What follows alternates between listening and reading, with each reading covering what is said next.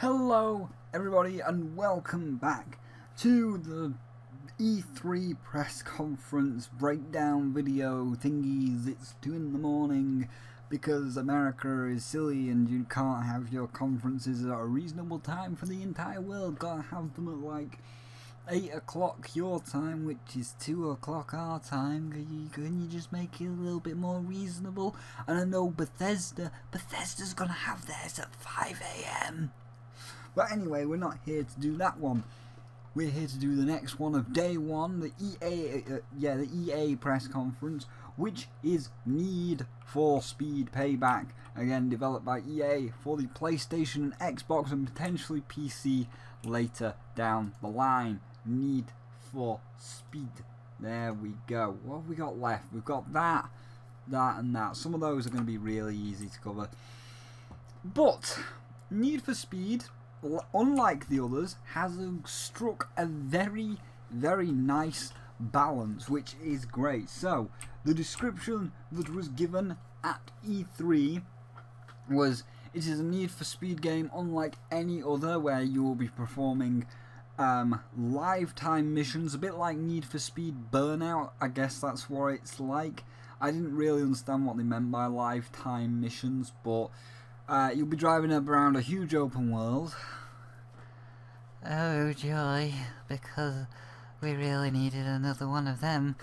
After Zelda Breath of the Wild that was open world, Horizon Zero Dawn that was open world, Nier Automata that was open world, Final Fantasy 15 that was open world. We really need another fucking open world game, don't we? I love it. But yeah, so it's open world, and you are going to be fighting a cartel called The House, which is great. I can't wait to fight their rival gang, the Caravanners. Lovely. And that was pretty much the only description you need, and you know, you can go faster and there's races and stuff, but pretty much that was a decent description. They could have been a little bit more like in depth on the whole live time mission thing, but it was alright. It was a pretty good description.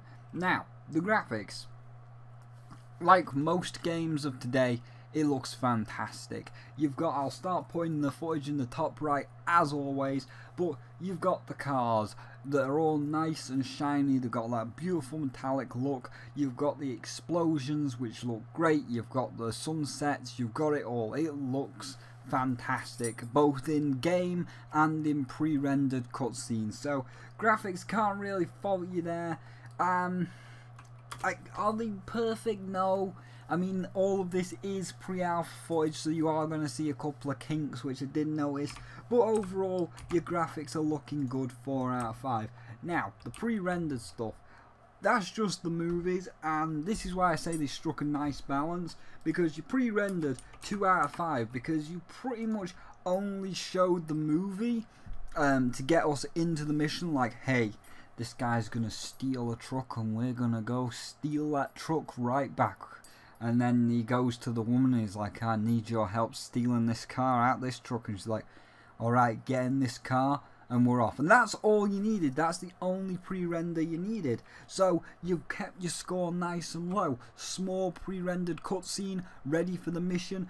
Good, exactly. That's what we like to see. Oh, and by the way, do you notice how we're moving through this one a lot faster than all the other ones? Because there was none of this FIFA bullshit where it's like, oh, here's some esports players, and here's these 2 bald guys, and there's Alex Hunter, and here's some more motion capture. There was none of that. It was like, bam, here's your description, here's a little cutscene, right into the gameplay. This is what we wanted, EA. Just bam, bam, bam, let's do it. And because of that, I was a lot more excited to see the gameplay, and I rate the gameplay a lot more highly because I'm here to see what I'm here to see.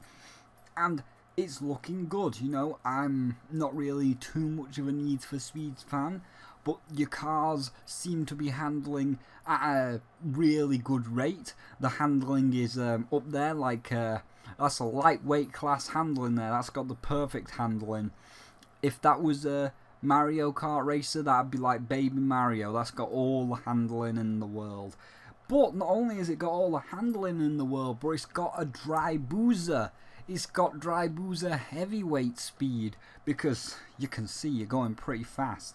So it's exactly what it says on the box. You've got your car has a need for speed. It's going very fast, and it looks like it's steering very well with good handling and good acceleration. Now, the one thing about the gameplay that really does drag it down for me and makes it a kind of 3 out of 5 because it got really tedious really fast is the way that you do combat in the car. I mean, some people might hate me for this, but it looks very, very Ride to Hell Retribution. You know, like how when you were fighting on the bikes and if you like hit somebody, just flew off and exploded? Yeah, it's that. And if we just like reset the footage and watch through here from the start of the mission, you'll notice that every single car that you destroy has a slow motion explosion. Like at first I thought, oh, that was cool, that was a nice pre-rendered cutscene, but that wasn't a pre-rendered cutscene. Like that's actually part of the gameplay, and as you'll see as we're going through this footage right now, every single car that we destroy has this slow motion explosion. And you know, the first time it was cool, the second time it was still alright, the third time it was starting to wear thin, the fourth, fifth and sixth time you've worn out your welcome already. Like, if I had a car explode every once in a while, it'd be cool, but every single car is just doing this slow-mo Michel Bay explosion. It's like, I just want to race with the truck. I just want to catch up with the truck. I don't need to see a slow-motion explosion for every car I kill. If it was one car, two cars maybe, but not every single car. And you can clearly tell because it's got to like swing the camera to look at the exploding car and then have the car explode and flip out. It's slowing the gameplay down. Just let me drive my fast car fast down the fast highway to catch the fast truck. That's why it's called Need for Speed. It's not called Need for Slow Motion Explosions. We don't need that many slow motion explosions. So the fact that it happened every single car and it looks like that's the way it's going to be and it's going to make every single car explode, I'm like, oh, no dude, don't do that. You're dragging the game down. Please, if you're going to, now that it's E3 and you've got time to change it, listen to me, EA. Just change that, please. Don't make every single car explode. Please change. It's not Need for Speed slow motion explosions. It's just change that. Every one or two cars, every once in a while, that's fine, but not every single car. So Need for Speed, final verdict. I mean, they had a good balance. I'm not into races myself, but I can see why this would appeal to quite a lot of people. I would say it's looking pretty alright. 4 out of 6. No, 4 out of 5. It's looking okay. It's looking pretty good. I mean, as I say, I'm not into it myself, but I could see why a lot of people would be. I could see why it has that appeal. So I'd mark this. What's this? Oh, Bubsy is back, of course. Yes, that's the game. That's like a godlike game. You don't get to sit next to Bubsy Need for Speed. You're a good game, or you look like you're going to be a good game, but you can't compare to Bubsy. You gotta be lower than our saviour, who has returned after 20 long years of travelling through time and space. Okay, yes. So Need for Speed is looking alright. Can't say I'm excited for it myself, but it's looking alright. So, what are your thoughts on Need for Speed? Please tell me what you're feeling about this E3 right now. Are you enjoying it? Have you seen anything that's caught your eye in particular? And have you got any hopes for the future conferences? Leave those thoughts down below.